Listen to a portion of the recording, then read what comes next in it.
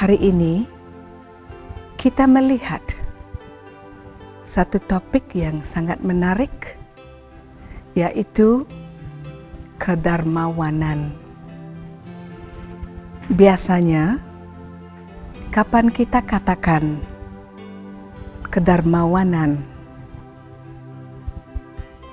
terbayang dalam pikiran kita bahwa ada seseorang atau satu kumpulan yang menghulurkan sesuatu donasi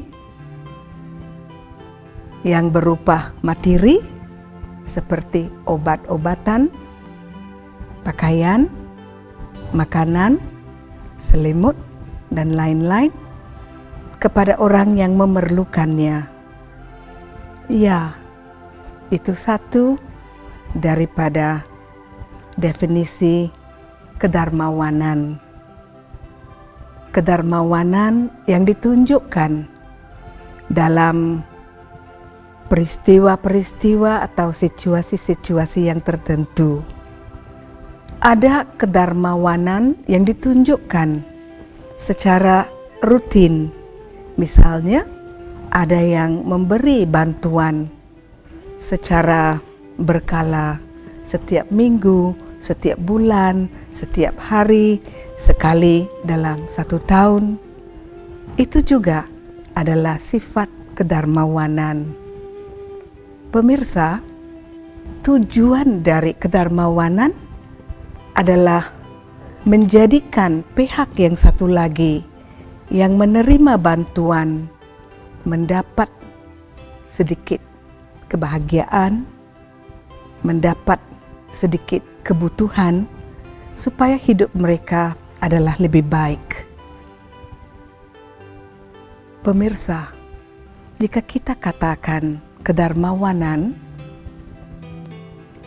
yang saya katakan tadi adalah hal-hal fisik, tetapi ada kedermawanan yang bersifat spiritual. Apakah itu? Pemirsa, jika kita dalam pikiran kita, dalam sikap kita, dalam karakter kita, kita menunjukkan ingin bekerja sama dengan orang yang membutuhkan, itu juga adalah sifat kedermawanan. Maka sifat kedermawanan ada yang berbentuk fisik, berkala atau dari waktu ke waktu, dan juga bersifat halus, di mana kita memberi restu, kerjasama, dukungan moral, dan lain sebagainya. Maka kesemua ini adalah kedermawanan. Apakah tujuannya kita menunjukkan sifat kedermawanan ini, para pemirsa? Untuk menunjukkan bahwa kita manusia adalah satu keluarga, kita saling bantu-membantu, kita peduli atas hal-hal orang lain, dan tujuannya memang mulia. Apakah syarat-syaratnya untuk menjadi kedermawanan atau orang kedermawanan yang mulia? Sesuatu yang diberikan itu haruslah datang dari hati nurani, haruslah diberi secara jujur, ikhlas, dan bahagia. Harus diberikan karena kita benar-benar ingin membantu. Maka sifat kedermawanan itu dalam konteks yang murninya adalah tanpa pamrih. Sesuatu bantuan diberikan karena kita peduli, kita ingin menunjukkan rasa simpati kita kepada orang lain. Bantuan yang diberikan karena mencari nama atau pangkat atau popularitas, bukan kedermawanan murni, karena ada sesuatu keinginan di sebalik sifat kedarmawanan itu.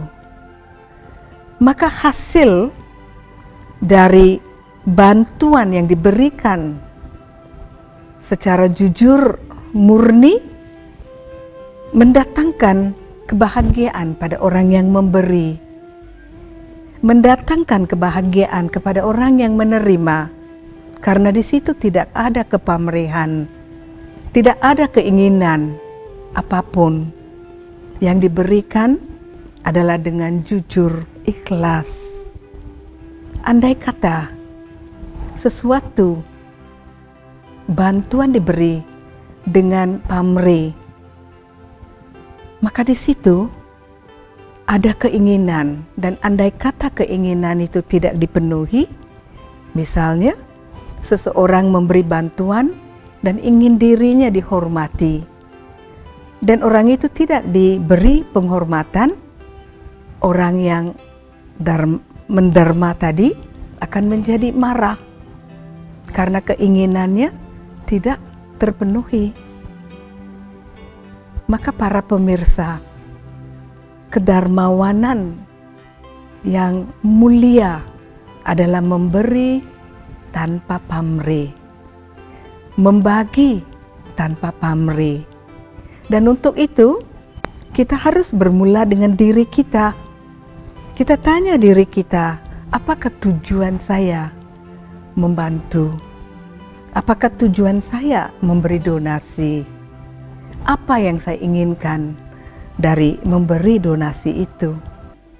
Pemirsa, untuk kita benar-benar mempunyai satu semangat ingin menjadi dermawan, jika kita tahu itu, maka pertama-tama kita harus melihat diri kita sendiri. Adakah kita benar-benar ingin menghulurkan bantuan? Pemirsa, adalah salah sama sekali jika dalam pikiran kita menganggap bahwa orang kaya, orang berada bisa menjadi dermawan. Orang yang hidupnya sederhana atau kurang mampu tidak bisa menjadi dermawan. Itu salah, pemirsa. Karena selain dari bantuan materi, kita bisa memberi bantuan pikiran. Pikiran umpama dupa yang harum bisa menyentuh banyak orang. Maka jika dalam pikiran kita damai, dalam pikiran kita memberi restu, dalam pikiran kita memberi support atau simpati, itu menyentuh orang lain. Kita lihat diri kita sendiri. Adakah kita jujur tanpa pamrih? Adakah kita benar-benar ikhlas? Dan adakah kita benar-benar ingin membantu orang lain? Jika jawabannya ya, bantuan itu memang bagus.